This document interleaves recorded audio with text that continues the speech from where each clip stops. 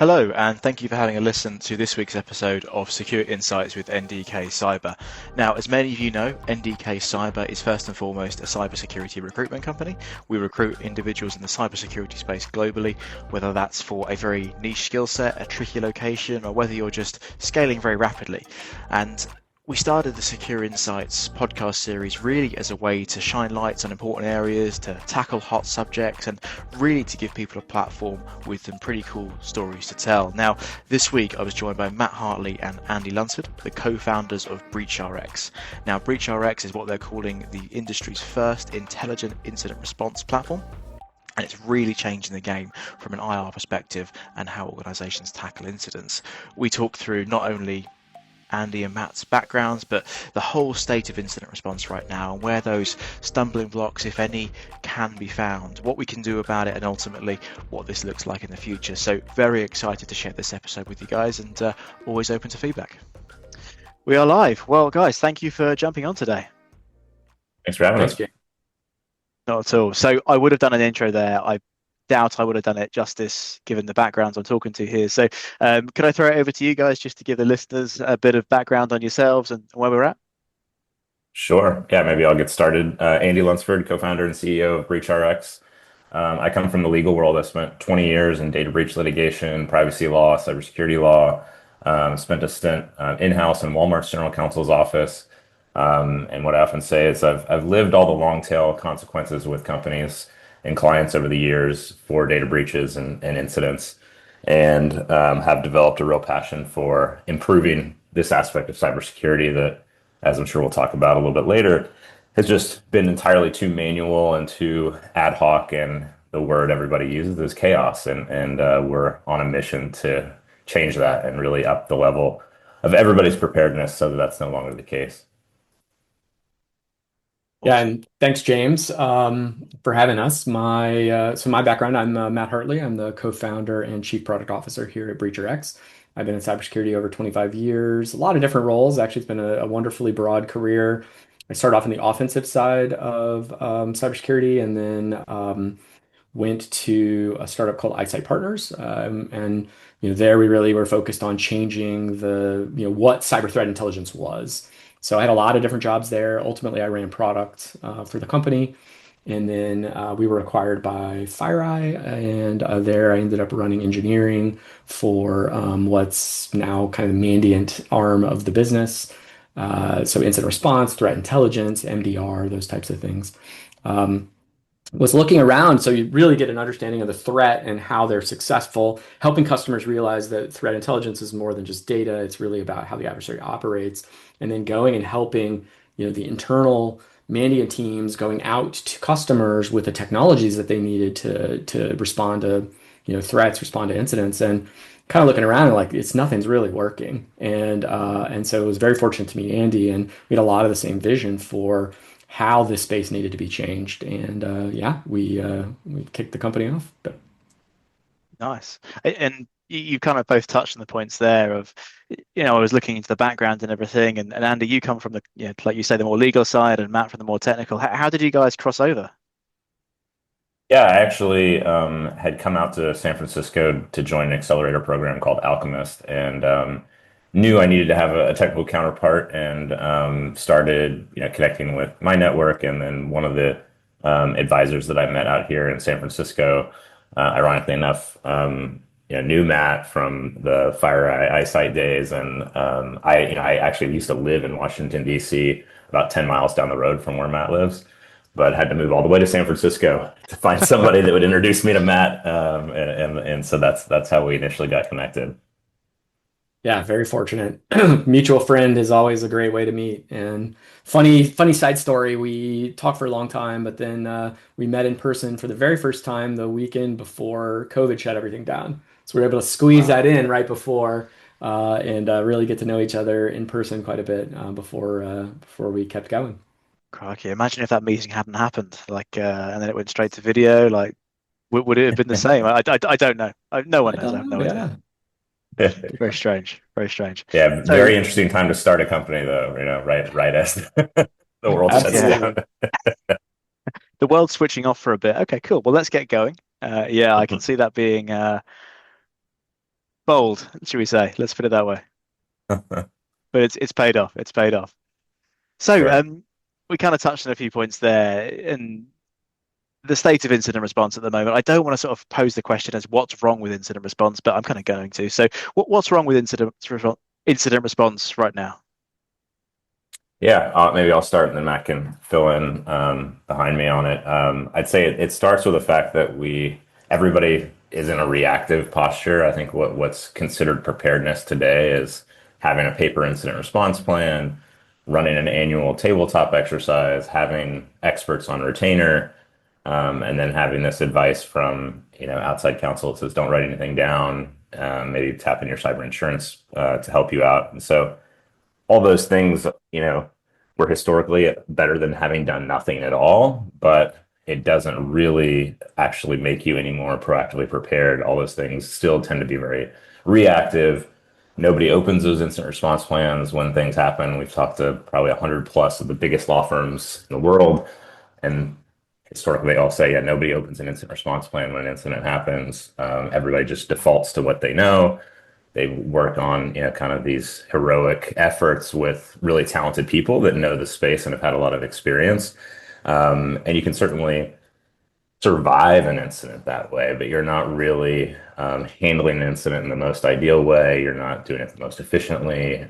There's just, we have all these other areas of cybersecurity that has had so much technology, but this is the one aspect of cybersecurity that's been completely manual for the life of it. And so that's a big reason why we felt like, hey, we really need to have a more proactively, a technology that helps you be more proactively prepared to really automate a lot of this activity to make sure you do all the right things at the right time, be able to prove after the fact that you've done the right things at the right time. And some of those issues were part of, really what drove us. I'd say otherwise, the other big piece of this, just zooming out, was historically incidents were thought of as a pure security and technical problem when it really is a full business problem. And that's something we set out to as a starting point was how do we solve the business problem of incident response? And that really involves making sure everyone's proactively prepared, not just your SOC and security team, but the whole entire business. Yeah, I mean, I think Andy said it really well. I think the technology piece is really key. If you look at cybersecurity as a discipline, it started as a technical discipline, and I think there's a lot of areas of security where we still tend to lag from a process, procedure, standpoint, right? The human side of security gets not a lot of attention in a lot of cases, and incident response, I think, is like the pinnacle area that is a reflection of that, and so. It's actually interesting if you look at some stats from Gartner. They've done some surveys of CISOs and basically asking, where do you want to be mature, kind of at what level for each area of cybersecurity, and response, the desire is to be the most mature of any area. But then they, in that same survey, ask, what's the actual maturity? And these are CISOs, are very senior security leaders, like self-reporting. It's the lowest. So it's like the biggest gap in security is response. So everybody wants to do it better, but we're still stuck in this almost like 1980s style approach of security, and no one's found a way to disrupt it. And that's exactly what we're trying to do. There's a couple of points there I wanted to get into, I guess. But if we start with one of the points you mentioned, Andy, around no one opens these playbooks. Why? Yeah, well, I think often most of these incident response plans are very high level. It's a framework Okay. for who do we call? What's the call tree? What's the escalation path? But it doesn't actually tell you tactically you should do X when this happens. You should do Y when this happens. Sometimes you have these playbooks that become more developed, but they're often super dense and they're very specific to one scenario. So it'll be, a very long checklist of things to go through. So when you think about somebody in this situation, whether you have the super detailed plan or the more, high level one, neither of them are actually really solving for the very bespoke, unique position they're in. And it's kind of like, your house is on fire. Am I going to go open an encyclopedia and flip through to find out what I should be doing when it might not really tie neatly to what the scenario is? And so instead, people say, the heck with this, throw it out the window. Let's just rely on what I think my instincts, what I know from all my experience. And unfortunately, although that can get the job done, again, from a survival perspective, sometimes you're often missing steps. And the unfortunate reality and part of what drove me to want to, really help in this space was we have this hindsight view that regulators, customers, all these folks that look at that incident after the fact to say, okay, what did you know when? Did you take the right actions at the right time? Did you handle this incident responsibly? And invariably, if you're just relying on what's in your head in a very high stressed out state, you're going to miss steps. And it's a team effort. You're talking about coordination across, especially with the largest enterprise, number of different business units. It's a lot of people, a lot of moving pieces, and a lot of people that are getting pulled into a process that it's not part of their everyday job. And so it's really important that you're really in sync. And a lot of those things break down when you haven't prepared and you've just said, hey, we'll figure it out when it happens. Yeah, and James, I think one of the things too, I mean, if you just sort of take that and go to analogies, there's so many good analogies here. Emergency responders, right? You have firefighters who have to respond to different types of fires, different types of events. Sometimes they're not even fires. They don't have like one book of procedures. Andy said that. But it's also they train and train and train and train, are constantly exercising and training and practicing so that they learn those procedures. I think you think about a sports team, it's kind of the same thing. People are tired of sports analogies, but each person understands their role. They're experts, but they're not just relying on what they know, right? They practice, they look at game film of the other team, and we're missing that in incident response. Like we don't drill, we don't build out the different types of procedures for the different types of events. We've got one flow chart, and it may not even be a flow chart, it might be a book, like Andy said. And so how can anyone expect to be, successful and not miss critical steps when you kind of take that approach? Wow. It sounds like there's a huge practicality issue here. But then, like, the other side of me says, well, hang on, the incident response, like, kind of, I guess, industry, skill set, service line, it's not new. This is a huge industry, right? Yeah, I mean it's grown up. Y- with a lot of sort of let's parachute in series of experts. They've done it a lot of times. They know what to do. There's some advantages to that, right? They've seen it. They've seen potentially this particular attack previously. They know how to jump in. They have the tooling to be able to do it. But in a lot of cases, they're also somewhat unstructured in how they operate. And you're paying them a lot of money to come in and help you dig out. And by the way, you pay a penalty in a way because they don't necessarily have the context of your business. And so they're trying to hit the ground running, deal with a potentially active threat in your environment, and make sure that they try to figure out how to operate in your environment in a way that doesn't destroy your business processes. I've worked with companies in the past where a plant goes down and they're losing millions of dollars a minute Mm. on that business line, right? And so if you're trying to bring in outsiders to help you recover, that's great if you don't have the skills in house, but you still have to make sure that plant doesn't go down if it isn't down already. Wow. And last sort of, I guess, bit on this, I don't want to sort of make it too much about AI here, but we'll jump in. Let's use the buzzword. We made it 10 minutes. But what's like, the influence of AI here? Has that kind of accelerated the need for this kind of we need to address this incident response area? Yeah, I'd say from my point of view, I think there's sort of two angles on it. I think one is artificial intelligence has been for many years part of attacks. Now we have generative AI and a much more sophisticated and much more accessible series of technologies. We're already seeing attacks that are generative AI driven, supported, supposedly even fully run from generative AI. And so the threat has evolved over the last 20 years from a very small number of people in the world to a much more accessible, almost like asymmetric threat where almost anyone can step into the space and create attacks that are highly damaging. AI is just going to make that even easier. So I think there's a whole new level of thought here that needs to be given to how can I be prepared? It isn't about prevention anymore, really. It's about resilience. You're going to have to expect that you're going to be taken out. I think in reverse, right, as a defender, we have to be able to leverage AI as much as possible. But AI does have a weakness that we all know, right? It hallucinates. It wants to make us feel good. It wants us to be happy with the results. And so it makes stuff up sometimes. And they're working on ways to address that. We all are.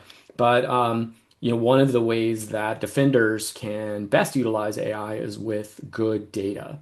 And that's something that, we have, having started our company with this focus, is we've built up a trove of the right way to do things. And that just makes AI hum, for lack of a better word, right? It helps create a situation where we're able to give customers, when they want to use the AI parts of our software, um, it gives them the ability to rely on that more heavily. Got you. Maybe Okay. one thing to So go on. add to that, I think Matt spoke to it a bit, but there's this asymmetry between the attack and the defense in the way they can use AI. So, from the attack perspective, they can run all the things they want with AI. A mistake for them just means an unsuccessful attack. But on the, defensive side, if you're relying on AI into, a system that doesn't have super clean data, um, letting go of the wheel, there's much larger consequences for you if the AI goes the wrong direction on the defense side versus, the attack. It's just a failed attack. And, it's part of this whole deal where you can be attacked 99,000 times. They just have to win once. But on the defense side, we've got to be, have this level of perfection. And so that's why it's just known you will have things happen. You're going to have AI attacks. You're going to have incidents now that involve your own company's use of AI in different ways that require all of these kind of incident response planning and proactive preparation and just being ready to handle those types of incidents. Yeah, that's a point I never really, I guess, considered too much of. You got to be perfect all the time, and like you say, if the attackers don't win with AI, well, they just move on to the next one. It's no big deal. Doesn't lose their dollars necessarily. It doesn't sort of ruin their reputation. So it sounds like there's a lot of themes around preparedness, readiness, I guess joined up communication or comms in an organization. So with the current space at the minute, what solutions are available? What's out there? And obviously, BreachRx ties into this hugely. But what can we do about the immaturity in incident response at the minute? Sorry, say that question again. I didn't quite catch the last part. Sorry, what can we do around the whole getting more mature from an incident response perspective, whether it's preparedness, readiness, joining up communications across the organization? Yeah, I think it's starting with that mindset that it is a business problem we're solving. So this is not just an isolated technical issue. It's not just about having our security team ready. It's how do we have the business ready to respond, and have the business in a place that if, existing business systems are down, the places you would normally do communications, all those things, having a place that you can operate together successfully is generally a starting point. But I think point Matt made a little while ago that is really key is the practice and practice the same way and train the same way as a real incident. So when I talked about those best practice incident response, um, um, best practices in incident response, a lot of it's about having tabletop exercises. And unfortunately, like what's passed as practicing is this annual tabletop that pulls everybody into a room together, runs through what I would call more of a thought exercise of, okay, if this happens, what are we going to do? If this happens, what are we going to do next? But it's not actually simulating the way you're going to respond to an incident, the way the team's going to have to collaborate together across all these various aspects. So you really need to be practicing the same way that you're going to respond to an incident. Otherwise, that doesn't really benefit you, and especially if it's just a thought exercise that's just going to go out the brain, within hours after completing it. And so we've, you know, had this mantra of like, we know practice is important, but what's qualified as practice to check a box has been this annual tabletop that it doesn't actually map to what a real incident is like. And so it's really important that the team is practicing across these groups, and it's, you can practice as individuals, teams, multiple teams. It's running all kinds of different practices so that when stuff happens, you're really used to operating in the same way that we're all, in different time zones, asynchronous. You need to be able to practice that way too, or otherwise you're going to really be scrambling when something happens. Yeah, I think the other thing too, James, that we have to think about is we as an industry, right, in incident responders and the way they operate, it's everybody get in a Teams room or everybody get in a Slack or everybody get on Zoom and let's go figure this out together. And that's great from a communication standpoint, but that destroys legal privilege. And so, it's sort of funny. I'm bringing up legal privilege. Andy's a lawyer, right? Like, so much of this is so interrelated, and we both have learned so much working together in this space. But that's a really huge problem that we have right now. As an industry, like our approach is let's get into Slack. Well, guess what that does? That destroys your ability to protect that conversation if you ever end up in court. There's been a lot of rulings here in the US, for example, that Andy could probably talk to it at much greater length. But ultimately, the sort of outcome there is um, if you're using business systems to do your response, then it's being treated as like a business process. It's not a special process that gets some extra protection, extra legal protection. And so one of the mantras that we have with our customers is, um, getting out of that mindset. Like, and we offer in our platform means to have those same conversations in the same forums that our customers are used to having, but doing it in a place and in a way that is a safe haven for them, that does protect those conversations the right way. And so that's something that a lot of people don't think about, but it's sort of again like reflects the sort of endemic problems that we have in the space because people just don't think about it. They get in a room and imagine for a moment, it just takes one person, right, who's having a bad day. And a lot of people are having a bad day when there's an incident to say something like, we don't, security's not a priority for us. Like, look where we ended up, or we didn't patch this. And I told you guys 6 months ago that we should have done that. Just things like that. They show up in every one of these conversations, like every time. And so, and Wow. it's kind of the nature of the beast, right? And so, if you don't think about that as part of your process and really think about that as part of preparing when something happens, you're already behind the curve. Got And you. just to kind of add on to that, as a lawyer that's done, years of litigation, the type of smoking guns Matt's talking about are so commonplace because people are stressed out. They're just trying to handle the incident and solve the problem in front of them.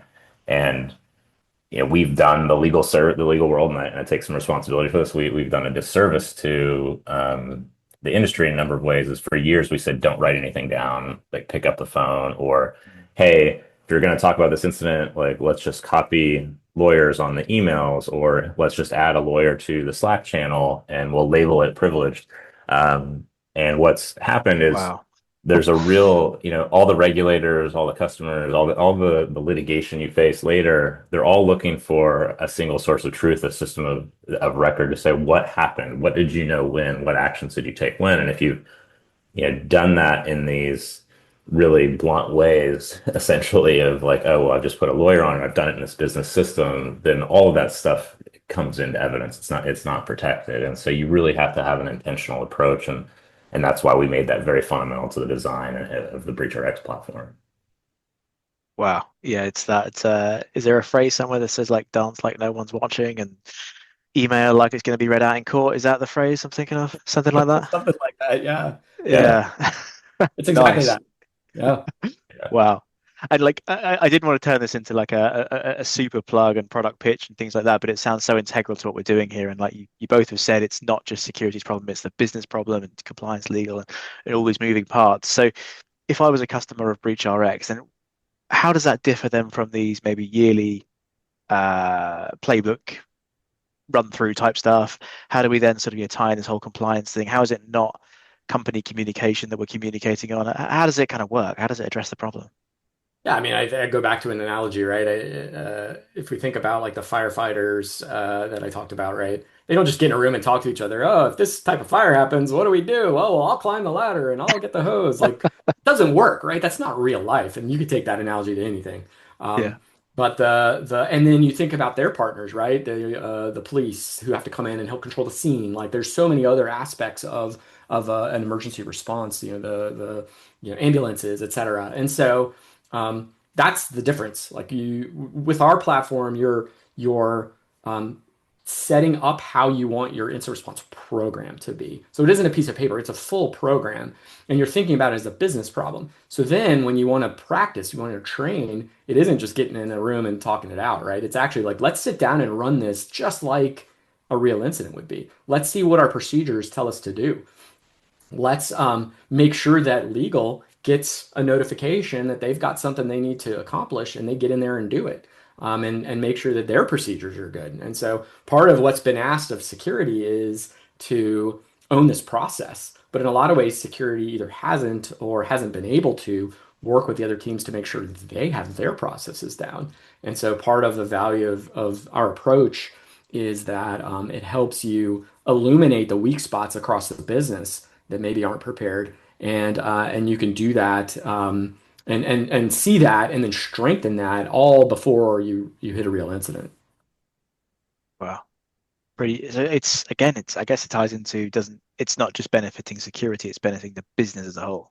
And I think one thing to add on to that, the cybersecurity space has gotten so regulated. We've got 200 plus global regulations that could apply to any given incident when you're going through it, and we've shifted this burden on all these technical teams on security to say, hey, you should just know when a regulatory issue might be at play for this incident. And I think a lot of we've looked at these paper plans that companies have relied on it. There's this moment that's just like, yeah, legal, just know that you need to toss it over the fence to legal if it's escalated to this level or but you're asking a technically trained person to understand the legal standards across 200 different jurisdictions that it's there's no lawyer that even knows all of those standards memorized, and so asking a technical person to do that is really unfair, and that's kind of the position we put it in. So you really need to have automation in place that's going to help you identify, oh, this means based on these details that legal should be involved at this point, and legal's got actions to take because of what's going on in this incident, and not just relying on against what's in somebody's head. Are they trained enough to understand, okay, yep, better get somebody else involved at this point. You can really rely on intelligent technology to help you with that. And I love talking about this too, as it's almost like everybody speaks a different language, right? If you inside the business. So if you think about security and legal and comms, leadership, like everybody's kind of talks different, right? They have a different approach. There's a business conversation that's different than a technical conversation, different than a legal conversation. And so it's just been historically hard for these teams to even kind of talk to each other. And that actually creates risk inside of an incident when you're flailing around trying to remember what to do when you ask legal, a question, or they ask you a question and maybe you don't understand the question, but you're going so fast, then you give them the wrong answer. They don't realize you're giving them the wrong answer because they don't speak your language. And part of the value of our approach is that it helps bridge that gap. It puts everyone in a single frame of reference, helps bridge the language. Everybody can kind of see what everybody else's needs and what they're doing. And there's an accountability with that, but it also just kind of streamlines that communication. And then there, again, as you're thinking about and preparing for incidents, that helps you just make your procedures better and more universal across the business. Everybody starts to learn. You kind of raise the what is the phrase? Like you raise the ship for everyone. I can't think of the right way to say that, but ultimately, it's you're helping all the teams improve their processes all at once. So you're reducing that risk for the whole business at that point. Yeah, it's huge. And like even from recent conversations, we've recruited sort of incident response professionals in the last 5 to 8 years, that sort of ballpark. And through that time there, it's kind of gone from, when we first started out, it was, having somebody who's really solid at incident response and forensic skills. And then it kind of evolved to like, okay, cool. You'll need to be able to deal with some pretty irate customers and clients. And are you okay with that? And now we're into that. Plus, oh, by the way, do you know any sort of legal stuff you can do you know how to navigate if chief legal counsel calls on the line? And so this seems to kind of just bring all that into one focus, one pane of glass and get everyone on the same page. That's right. And then addressing some of the big pain points that they have. Like one of the funny things we hear, I mean, it's sort of funny, but it's also really painful for everyone we talk to is reporting. Like as simple Okay. as like, hey, what did you do today? Or how did this incident go? And Andy sort of alluded to some of this already. Um, that's really hard if you're all across Zoom, email, Slack, etc. I mean, we've heard some horror stories of people having to take, weeks to months to put together just a simple report of how the incident went because they're reconstructing. It's almost like a forensic reconstruction of what happened.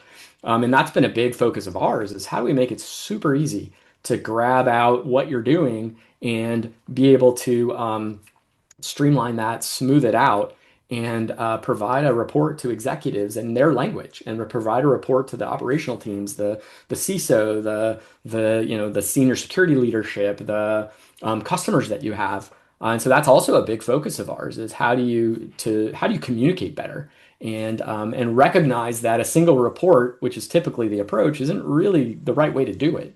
And so that's a big focus of ours as well. Wow. So And I think BreachRx will cover when that you angle too. Sorry, Yeah. Andy. yeah, and I just to add on onto that, I think when you zoom out and you think about the impact of incidents and breaches, the longer it draws out, generally the cost goes up, the liability goes up, the more things that happen, and so there's a real emphasis in the industry on like how quickly can we effectively and responsibly close an incident out and get to the end. Well, the more time you put your talented team spent reporting to people and being say, hey, I want an update every 6 hours, I want an update once a day, and go back and look at all the material, give me a summary, and then sanitize it. And then again, of course, you've got this whole legal lens of your shoulder that's saying, hey, let's make sure it's buttoned up in the perfect way because somebody's going to look at it afterwards. That's a lot of mental cycles and context switch that isn't actually effectively getting the incident accomplished and getting through all the incident action items.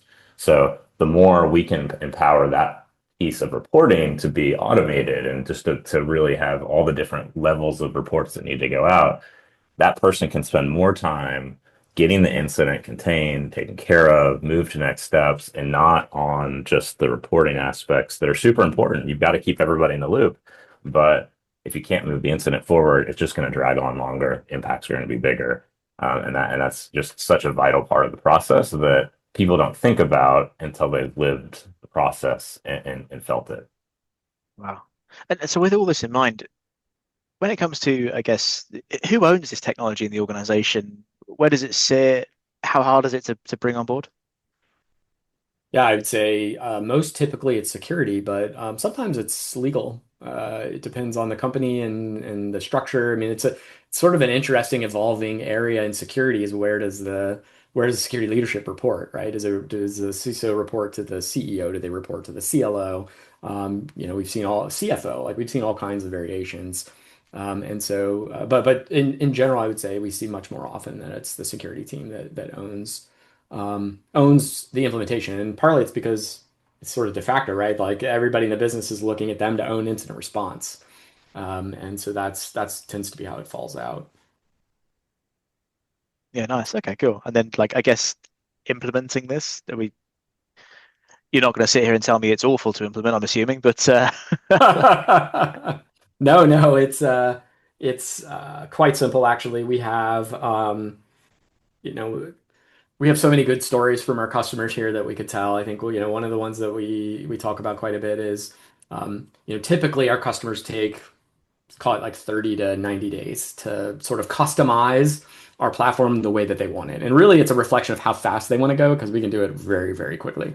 But we've had customers on day one, we provision their environment, they get access, and then they have an incident, and they use our platform successfully. So it's like, you're on the right track yeah, when that happens. Another great story that we like to tell is we had a customer who had their plan, but were really struggling to operationalize it, and they had the kind of traditional approach, and so we worked with them, and ultimately in 90 days they were able to fully operationalize and test 9 different plans. And really, if you think about the plans as rather than that kind of generic encyclopedia that Andy mentioned before, more aligned to the different types of threats that they were likely to face. And so they were able to do that in days and go back to the board and say, we went from, struggling to a fully operationalized incident response program with 9 different operationalized plans that we've practiced in 90 days is like, I mean, it blew the board away. And so those are a couple of examples that come to mind of how easy it is. Yeah.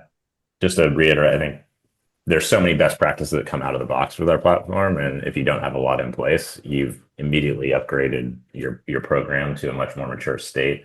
And a lot of that 30 to 90 days is just tweaking it to be exactly in line with the uniqueness of your organization. And as Matt said, it's really on the speed of their ability to get into it. The platform itself is pretty easy to operationalize and customize. Love that. That's some hell of a use cases in there for sure. And so, I mean, you guys have hit some accolades already. Recurring revenue is growing, customer acquisition, Series A is hit already. What's next on the horizon? I think maybe I would start with, our bigger picture goal here is how do we change the industry standard? How do we make this what's the expectation and lower or increase, like raise the floor as to what people think it means to be prepared for an incident? Truly have an operationalized program and not just a paper plan, which has just been far too long the standard. So I think the more that we can change that dialogue and make that the expectation across the industry, it's going to make everybody better. It's going to make everybody's information more secure, and all the things that kind of downstream benefit from organizations that are all prepared, because these are incidents happen to everybody. It doesn't matter the size of the organization, the vertical you're in. Everybody's got to manage it. It's just part of operating a business today is having a strong incident management program. And so we really believe if we can change that standard, that's where we want to be. Yeah, agreed. I think it really is all about how do we change the industry and how do we help all those defenders, responders that are out there. I mean, if you think about it in the end, everybody treats this as a crisis procedure, a crisis procedure. And so how do we make it routine? Just like a lot of other parts of security. I think that's ultimately part of raising that floor that Andy's talking about. That's awesome. Look, guys, I'm very conscious of time here, and we've touched on a lot of different areas there. I think we could have really gone into those for many hours as well. But no, I appreciate all your time. That was awesome. Excited to share this with the listeners, and we'll speak again soon. Thanks for having us, James. Cheers, guys. Take care. Bye now.